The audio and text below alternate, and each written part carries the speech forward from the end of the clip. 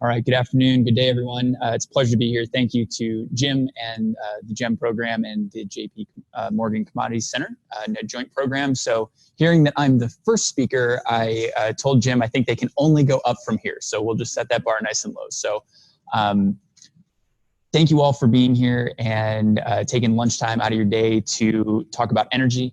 As you heard from my background, my career has all been around the intersection of energy, the environment, and business and technology in one form or another, whether it's been environmental consulting and air pollution modeling, or risk assessments, or helping clean tech entrepreneurs get their businesses started, or working at IHS with the data side of things, and now working at Spira, where we're helping energy companies, power companies, and other manufacturers keep their people safe, keep the environment safe, keep their operations productive. So we've got some software tools and solutions to do that. But at heart, I'm still a nerd, a little bit of a policy wonk, so I'll try to not inflict all of that on you during this presentation, but we can definitely go there as you like. So the presentation today is Resource Rich Colorado.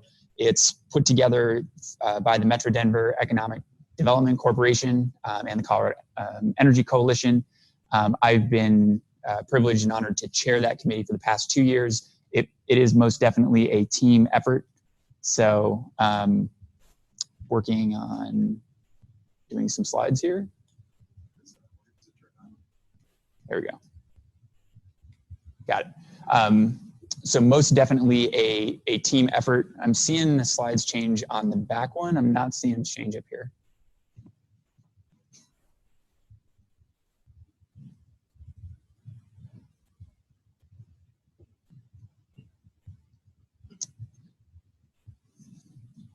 So while we get that going, so I think the webinar's got it. I can talk to these and tap dance a little bit here. So this is most definitely a team effort. It's an annual compendium of data about the energy industry, everything from fossil fuels, natural gas, coal, oil. We talk about clean tech. We talk about other renewables. We talk about energy storage. We talk a little bit about policies and programs. We talk about employment and just how important the energy industry is specifically to Colorado. And we also try to take a look of what does that mean for our state? What does that mean for our position globally? So you'll see some data that's fairly state specific comparing us state to state, and you'll see some data talking about the global position. So this is very data intense, lots of charts and graphs, so bear with me. As there's questions, comments along the way, throw a hand up and we'll chat about them. And if there's questions online, type those into the chat box and we'll get those answered as we go along. So like I said, this is a team effort. Jim was a great addition to the team this year and really helped bring perspective. So you can see that there's folks from kind of across the energy spectrum, whether it's power, oil and gas, utilities, some government folks involved, and some renewables and clean tech folks. So we try to get a balanced perspective. This is one of my favorite projects all throughout the year, so I enjoy it. So hopefully you will as well. So with that, let's go ahead and dive in. We've got our token infographic here, basically to say that Colorado does have a balanced energy economy. We do have a strong resource base in oil and natural gas and coal. We've also got tremendous resources in the renewable space, whether it's solar or wind. And we've got a lot of technology companies here as well. We've got NREL as one of the national lab amongst the 30 other federally funded national labs here. So the technology base, the brain power is actually a huge driver for our energy industry. It's a very large portion of our economy. It's not the only mover in our economy for folks that have survived some of the up and downs of previous decades, but it still is a primary mover in the state's economy. So one of the reasons we developed this report was to explain this to a variety of audiences, whether it's the energy industry or policymakers, and more specifically policymakers, to say, listen, tread carefully when you're considering energy policy because this is an important part. So here's some data, some facts at your fingertips so that you can go in armed with some data and some perspective. So that's a lot of the context for the data that presented here today. All right, so the way this is organized, we're going to go a couple of slides about each section. I'll talk to the charts and graphs. Keep in mind that there's probably 5 to 10 more charts and graphs in the full report that are not presented here. So again, we can dive in as much as you want. So oil prices over time. I think this is a story it's familiar to most folks in this room. We are still operating in a low price environment. And Colorado crude just a little bit below some of the benchmark crude oil prices. That just reflects a little bit of transportation cost for us to get our production out to market. The other caveat I'll throw in here is that all these data sources are publicly available data, so there's nothing proprietary here. We're trying to take a more year-over-year, decade-over-decade type of view as opposed to moment-to-moment, week-to-week. And we don't really try to put any predictions or forecasting into this per se. I'll speculate a little bit about that, but know that that's just one man's opinion, not necessarily the conclusion of the report. Crude oil production by state. So Colorado ranks in the top 10 here. Texas most definitely dominates, with North Dakota coming in at second. We can see that there's ebbs and flows. Each of these charts has the compound annual growth rate on there. So Colorado has been going pretty steadily, 23% compound annual growth rate for 5 years there. And you can see that given the low price environment, so the last bar, things have kind of tapered back a little bit as producers just kind of react to the low price and temper that growth. Talking a little bit about drilling efficiency, and we used to track rig count as the proxy for efficiency, but the Energy Information Administration came up with this drilling productivity report, just given the technology advances in the drilling industry for oil and natural gas, as a much better proxy to say where's the action, where are we getting the most production. So these are some of the major plays that are operating here in the U.S. And so one takeaway here is you can see that there's a major inflection point around 2011, 2012, and that's the fracking boom beginning. So that's when technology is deployed to really allow growth and great increase in productivity across all of these different plays. So you can see the leader here is the Eagle Ford in the blue line. Colorado's own Niobrara is now on pace for over 1,000 barrels per day per rig. So that's just an impressive growth. If you look at in 2010, less than 200 barrels per rig. Now you've got many of these plays operating up near 1,000. So huge productivity growth in the oil production sector. Taking the global view, this data, so the U.S. had just overtaken Saudi Arabia as the largest oil producer. So lots of geopolitical implications of this production boom, shifting the power, shifting some of the alliances and things. I will not get onto my soapbox about geopolitics. That's out of my depth, but I'll just put it out there that this obviously has a lot to do with who's dependent on whom for various resources. And it looks like that is probably going to continue going forward as the U.S. continues to draw down our oil resource base. So moving on to the natural gas, you're going to see a lot of the same types of charts. So natural gas prices, once again, we're in a low price environment, and for the foreseeable future, that all predictions and forecasts I've seen have shown a pretty long-term steady low price, just given the amount of resource we have in the ground, again, driven by the hydraulic fracturing technology and other productivity improvements to allow us to efficiently get to much more resource just here in the United States. Production by state, again, Colorado's kind of middle of the top 10 at number 6. Texas, again, leading the way. The big story over these 5 years is you get states on here that would have never even registered as gas producing states 5 years ago that are now up there. So Pennsylvania having the Marcellus, 65% compound annual growth rate over 5 years. That's they would have barely registered 5 years ago, and now they're number 2. Ohio, my home state, making it into the top 10 there. So go Bucks.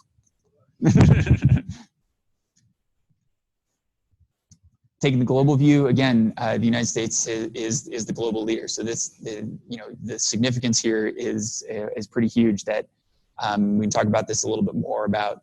We used to be a major natural gas importer, and now looking at switching that infrastructure around to being a natural gas exporter. What's that going to do for global markets? Lots of interesting questions and debate to be had.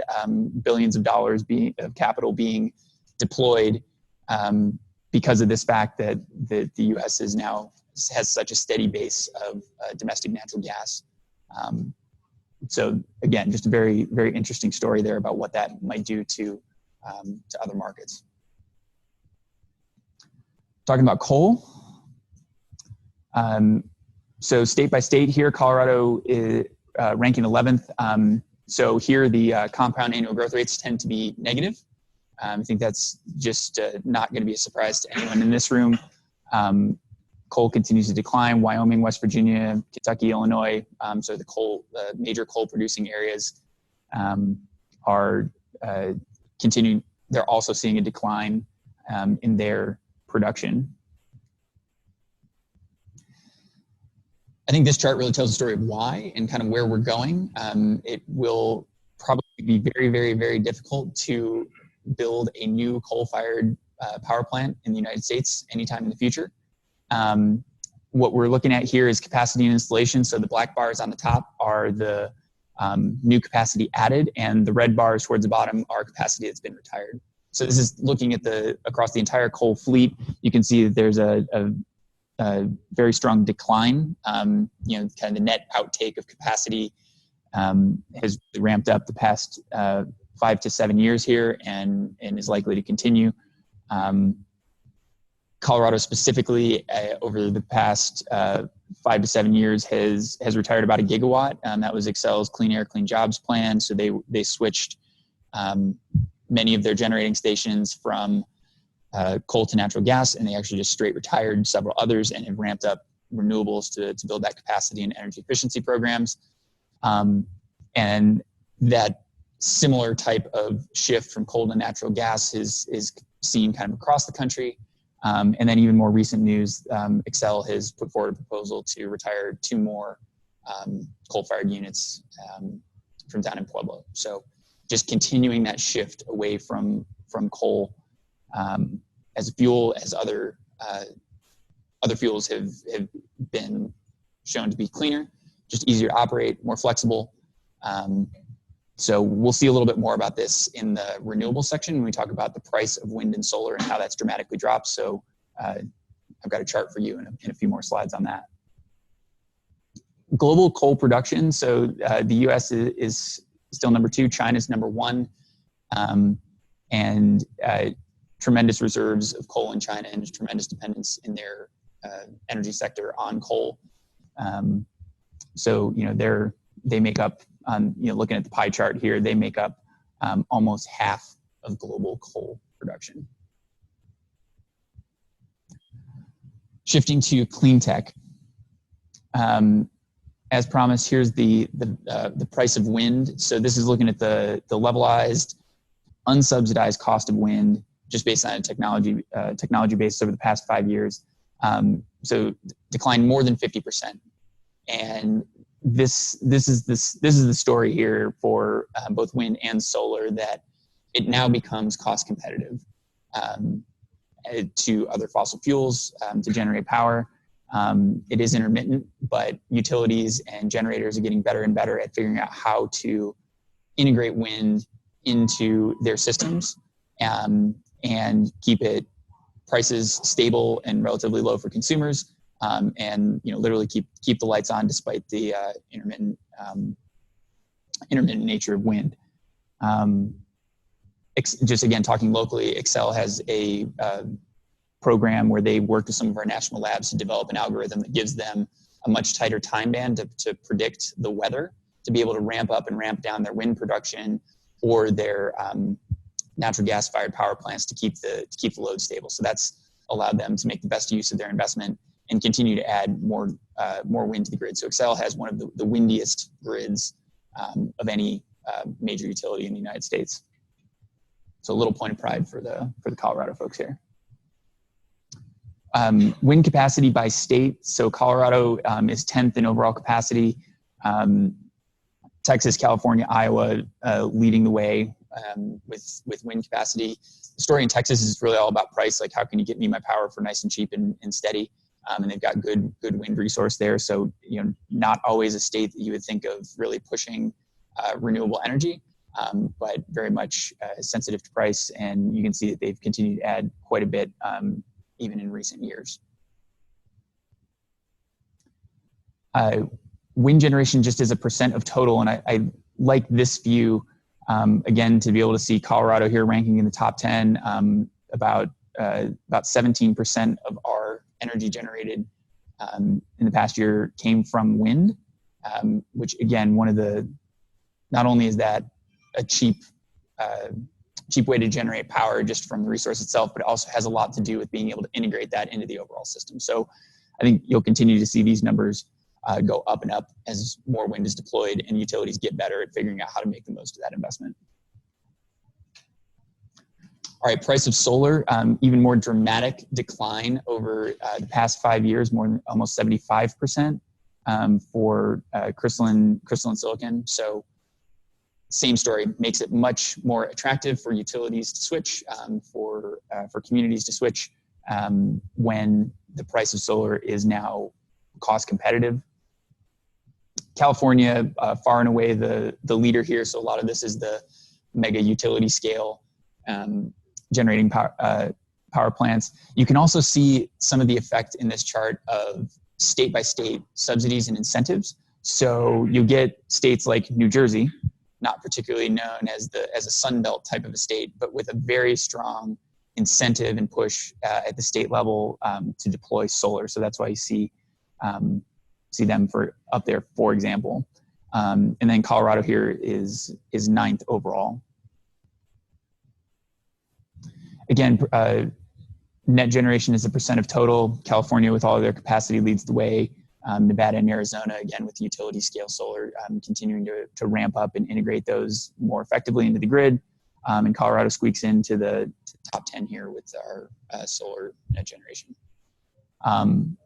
One thing that we haven't looked at in detail yet, because we haven't been able to get a really nice, trusted, publicly available data source, is what does community scale solar mean and what is rooftop solar? A lot of this is pretty focused on the utility scale. So I think that's going to be a story to track over the next couple of years, is what are utilities doing to either incentivize or de-incentivize community solar and rooftop solar? How do those costs get split? You still may be using the wires of the transmission grid, even though you're generating energy on top of your own house. I've gotten bids from solar installers at my own house, so this is a very real thing for me. I'm trying to figure out what do I do for my utility costs. Do I wait another couple of years for that cost curve to come down even more, or is it leveling off? What's Xcel going to be able to do to either penalize me or incentivize me to go solar? So very much in play. So this is now looking at the global cumulative installed capacity. And this one popped out a year or two ago and really surprised me at how big China is in renewables. So not only are they the largest consumer of coal, but they are pretty significantly ahead in installation of renewables. So just that's got to be another part of the story here, is that they're just a huge energy consumer across the board, and they do have the largest cumulative installed base of renewables. What's the percentage of the total global capacity? So this is just straight gigawatts installed. Okay. Yep. Yeah. Yeah. So, and then, I mean, on almost all of these countries, you see very significant compound annual growth rates. And again, that's likely to continue in the future. I wanted to talk a little bit in this year's report about energy storage, because that's a big question. As there's more renewables integrated to the grid, how do we store that energy? What are things like battery storage doing? In the United States, at least, the bar chart on the left-hand side here says, look, it's almost all pumped hydro storage. So that's pump water uphill at night when electricity is cheap, and flow it through the generator during the day when you want to generate your power. So that's almost everything we have. You can barely see there's some colored bars just kind of right at the cap there, a little sliver. The chart on the right breaks that out. So on the left, we're talking 23 gigawatts. On the right, we're talking hundreds of megawatts. So notice the order of magnitude shift here in scale. Battery storage is the highest growing, fastest growing area here, the kind of orange bars in the middle.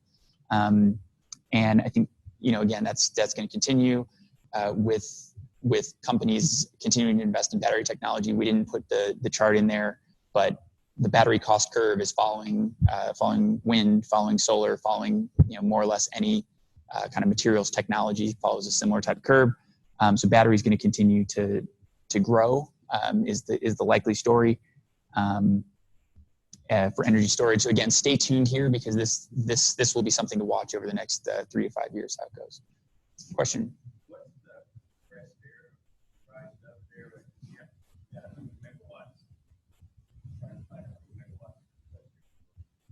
Megawatts. So the question is, what's compressed air? What comprises the compressed air storage segment? Off the top of my head, I'm not sure exactly where those are coming from specifically for the plants, but I can dig into the data and kind of figure out where they are.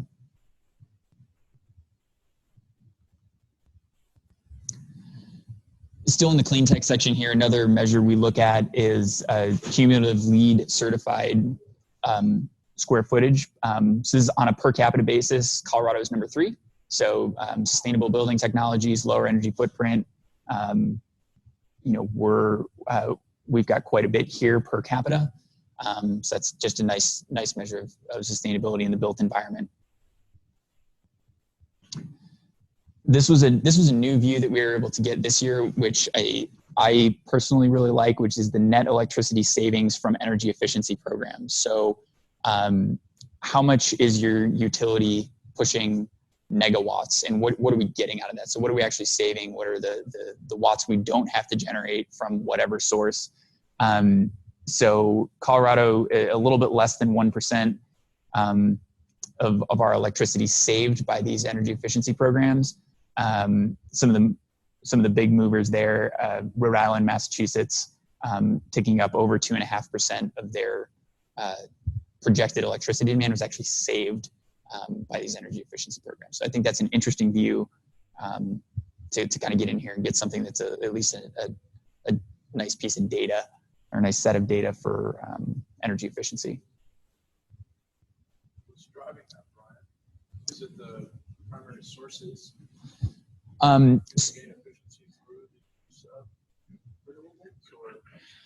I think this is looking more at things like Demandside Generation, like one of the programs about like shifting load, and like the air conditioner program. I forget exactly what Excel brands it as, but if you get a little smart box on the side of your air conditioner, they can say during the day, all right, we're gonna allow you to turn this thing off for 4 hours.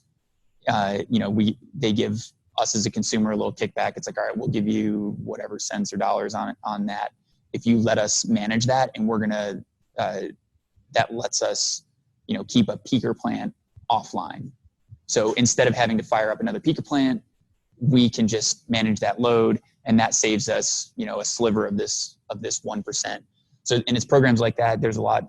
This would include anything like on the industrial and commercial sector, have several programs for energy efficiency as well. And I think even like appliance switching, like appliance rebates, like buy back your old 20-year-old inefficient appliance and do that many, many times over across your install base. That means you don't have to go deploy capital to build a new power plant. You can just, do some marketing and keeps folks offline. Do these northeastern states like Rhode Island, Massachusetts, and Vermont have very aggressive programs, state programs? Yeah. So that's exactly what this data shows, is that they're able to. I don't know the specific details of what they've done, but that's the punchline here. Mm-hmm. So another look in the clean tech section is just alternative fuel vehicles per capita. So right now these are very tiny numbers as a percentage of the overall fleet, whether it's compressed natural gas or electricals or plug-in hybrids. They're small numbers. California, as one might expect, has the largest count per capita. Just this year, with all the announcements of companies that are launching electric vehicles and making a push towards that, there's a lot of headlines that will move this slowly. I think this, monitor this one over the course of decades, probably not years in the fleet turnover, but it's going to be a big deal. Just for one reason why that's important to Colorado is just our local air quality and how people get from point A to point B. Mobile source emissions are a large contributor to our air quality issues and will continue to be so. So for the folks here in the metro area, the more we can get alternative fuel vehicles, the more that's going to help our air quality issues. We've got a nice clear day finally to see the mountains here, but it's been pretty ugly the past couple of weeks given the wildfires and things. But so this will be a good story to watch over the coming years. One more view around kind of clean tech and mobility. This looks at metro areas and how people get to where they need to go. You can see that the major metros of New York, San Francisco, Chicago have pretty substantial public transit infrastructure. So that yellow bar is a major portion of their commuting. So Denver's in the top 10 here in terms of getting about 20% of our trips as outside of that dreaded drive alone zone. So I did ride my bike here today. So I did my part to ride the bike, and look forward to doing that for at least another month or two. And hopefully the weather won't turn too nasty. But again, it'll be interesting to see how this develops around as Fast Tracks gets fully deployed and as our population continues to grow. Are we going to get more solo drivers? Are we going to get more carpools? Are we going to get more transit? We shall see. All right, talking about the power sector. So this is now taking a decades-long view, the stack bar graph of the where are we getting our electricity. So a couple of things to notice on this one. Oil, this gray section in the middle, has basically completely phased out. There are a token number of generators on remote areas that still operate off of diesel or kerosene in Hawaii or other remote areas. So effectively gone.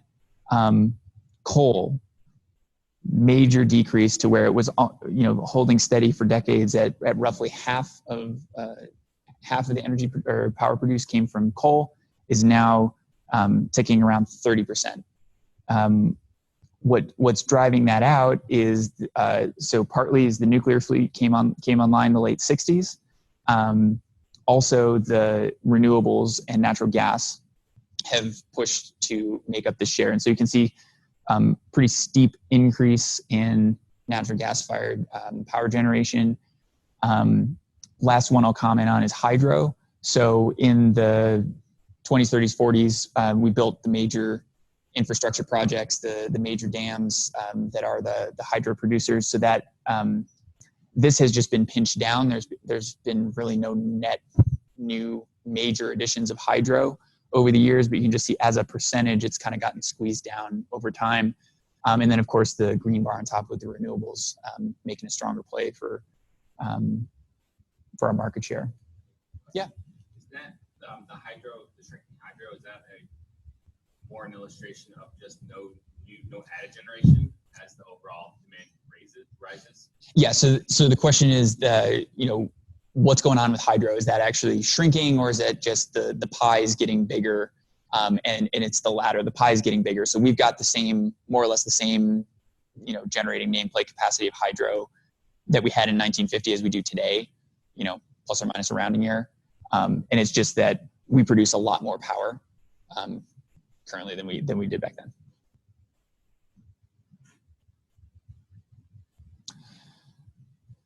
So now trying to look at a little bit of the economics of power generation. So this is the levelized cost of electric generation plants. This is as close as we can get to an apples to apples comparison of what would it take to generate power from any of these different sources. So we're looking at each of these, for each of these technologies, what is the capital cost, fixed O&M, variable O&M, which includes your fuel, and then any transmission investment to bring that power to market, and what might it cost. So advanced natural gas and geothermal are the cheapest. Right in the mix, you see wind, hydro, and solar PV as the next. Far out to the right here is advanced coal, and solar thermal kind of stretching the chart out there on the right. So this is not the only thing that a utility would consider in choosing to deploy a technology, but cost is obviously a large driver. They need to consider the balance of the grid and other things. What we've noticed over 5, 6, 7 years of preparing this report is how this graph has changed and shuffled. So 5 years ago, wind and solar were all out here in these big tall bars that were almost out of the realm of economic feasibility.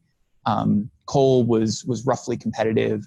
Advanced natural gas, those bars were taller because they were more expensive. So the technology and deployment of more natural gas fired power plants and more wind and solar has pushed those into the cheaper side of the equation here in the levelized cost. So that's been interesting to watch. Question. What are the subsidies adding to solar? Just sort of 10%. Yeah. So the question is, what are the subsidies adding to wind and solar in terms of percentage? I don't have a good number off the top of my head. These are unsubsidized. So so the data on the chart here is unsubsidized cost. I'm not sure what the subsidies are, whether it's 10%, 50%, 80%, but it is making a difference. I'm sure. Another question?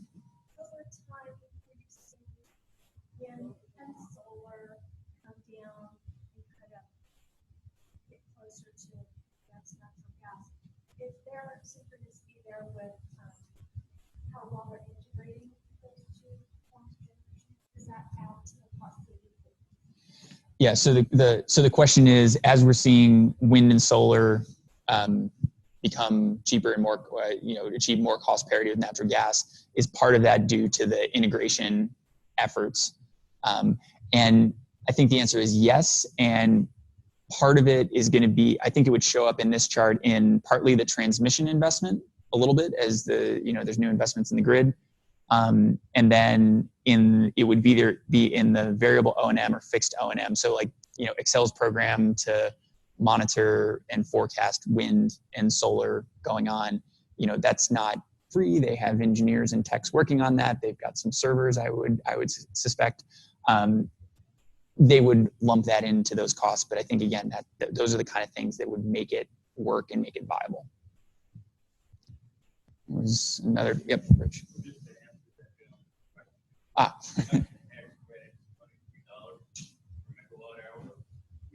Okay.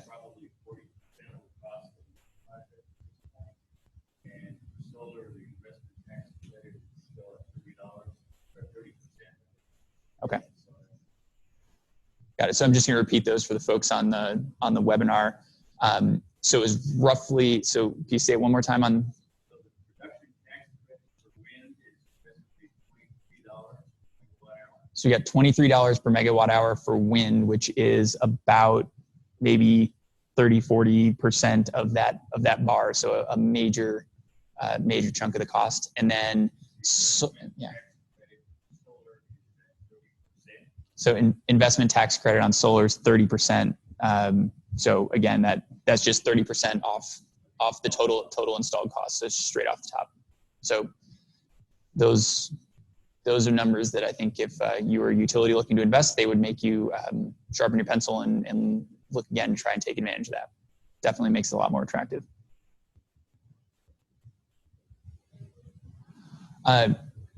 Looking at electricity prices, this is the stuff that kind of hits each of our pocketbooks. And if you're a business owner in commercial or in industry, you know this is a big deal. You're going to be making decisions on this. The story for the next three graphs here is Colorado's basically kind of right in the middle, sort of the Goldilocks zone of not too high, not too low on the national spectrum, and also with pretty steady electricity rates. I think that's probably even more important than where we rank. In terms of cost, it's that they've held pretty steady for consumers, for households, commercial or industrial consumers. I'm just going to kind of fast forward. That was the punchline for all three of these charts. So we're going to talk a little bit about emissions and carbon footprint here. I think when you're talking about energy and the shift between, or the balance between fossil and renewables, this is a big one. So this is looking over a couple of decades of the global CO2 emissions per capita. So the United States is the red line up here on the top. Our emissions per capita have leveled off and steadily declined. So part of that is probably attributable to the recession in the mid 2000s, late 2000s. But even as the economy has picked back up in recent years, that line has again held steady and not ticked back up, which I think is a positive thing. Talking about our just overall carbon footprint and just the efficiency of our economy. So Saudi Arabia has the highest emissions per capita footprint of any of the countries listed here. So China is this purple line down towards the bottom. So they've definitely increased over the years, but have kind of leveled off. So on a per capita basis, their emissions are still relatively low, but keep that in context of there's a lot of people there. On an absolute basis. In terms of metric tons, China is the largest emitter, followed closely by the United States. Looking at compound annual growth rates here tells a little bit more of the story. So whereas the U.S. has kind of come over a peak here in the past 5 years and basically held steady on a 5-year basis, China continues to grow at more than 5% per year in their total carbon emissions. Looking at a state-by-state basis, Colorado is 25th on the state per capita emissions. This data does get a little bit skewed by some low population, high energy intensity states like Wyoming, North Dakota, Louisiana, a lot of industry there. Our carbon footprint's relatively low. We've got we do have some heavy industry here for sure, but lots of lawyers and doctors and engineers that work computers rather than heavy machinery and things like that.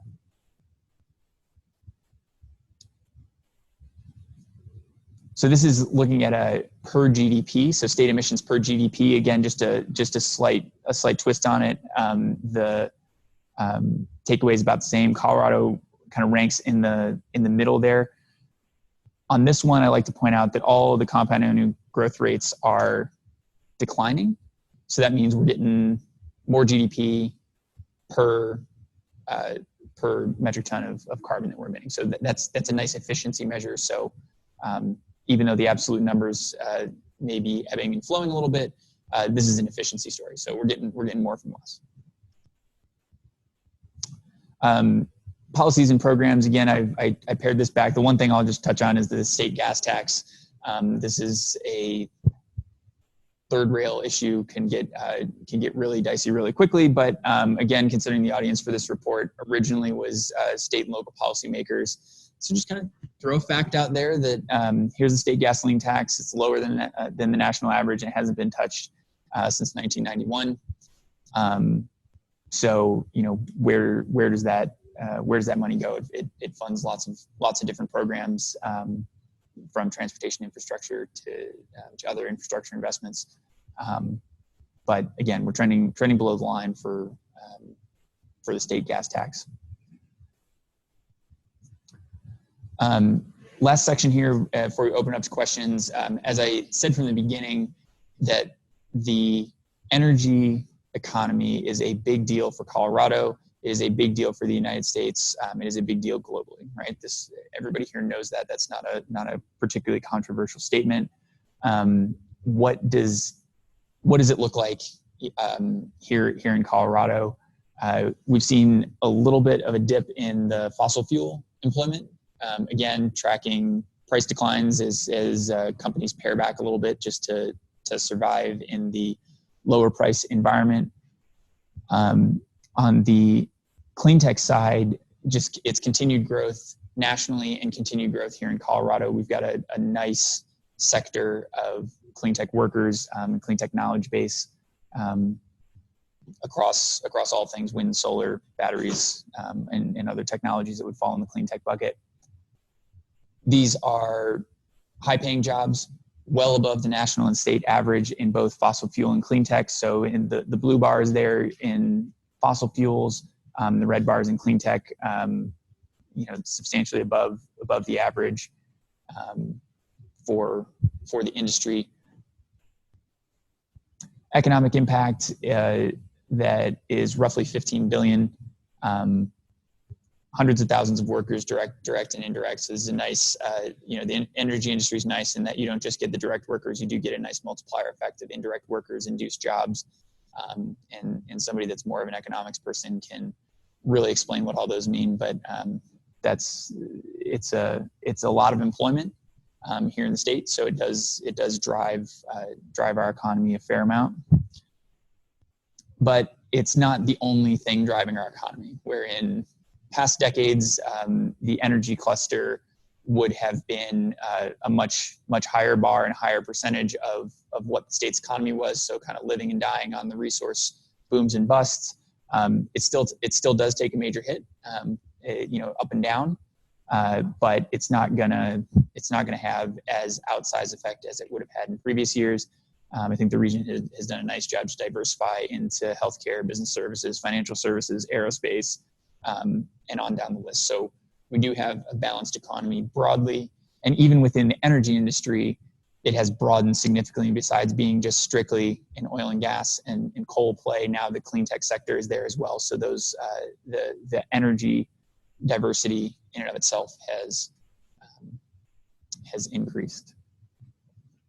So with that, we're back to our infographic, and I will wrap it up. So thank you for the questions along the way. I think we've got plenty of time for some more questions and discussion here. And with that, I will open it up.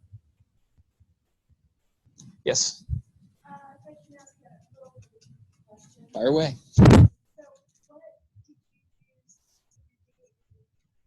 create the Sure. So the question is, how?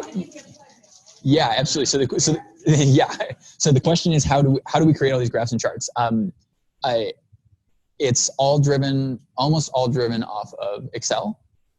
So that's what we kind of standardize on because it's readily available. And major credit to David Hansen from Development Research Partners. So he's an economist, and it's his fault they look so nice. So a lot of what we did in the committee work was, Jim and myself and the other committee members would kind of get the data. So we would haggle and horse trade and try to interpret what was going on for a lot of the things like the subtitles and what should we really show? How do we get the compound annual growth rates? Like what charts are in, what charts are out? but David was really the one that drove that. And yeah, so Excel is one of those tools where most of us just sort of scratch the 1% surface of it, but it's really quite powerful in visualizing information. Yeah. Tell people how they can download a copy. Absolutely. So you can find a copy on the Metro Denver EDC website. We'll make sure that link gets circulated for the full report. Again, this is probably roughly half of what's in there. So plenty of light reading for all of you. And they make great stocking stuffers, just great, nice reports. So, and I'll also put out there, as you have any questions about kind of what's in here, feel free to use these. They're all publicly available information. They're all cited. All of the charts have the sources down here at the bottom. Again, this was the 2016 edition, so we updated everything as of December of last year, and kind of we do an annual refresh. Yeah, and I'm happy to talk about any of this stuff and go into the weeds on it. But yeah, it's nice that I've seen several of these slides reused at conferences and talks, and several folks have asked for them. So I think that's a nice way to say, okay, we're doing something that's at least mildly useful. On your first slide, when you had breakout by sector and by blocking, I was just curious. I work for a blocking company. Why efficiency was going up and it kind of did back down, whereas everything was starting to ramp up? Was that due to depletion or? It could have been several things. I'm not sure exactly the answer. So speculating, it could have been things like takeaway capacity or lack thereof. It could have been just the specific geology of what was going on in the Bakken of hey, we've got something, we figured out it's taking off, but as we get deeper into it and try to deploy that, we realize that other spots aren't quite as sweet, and trying to figure those out. It could have been land rights and permitting rights. It could have been company restructurings of some of the majors up there that are operating. Any and all of those things may have driven that dip. Yep.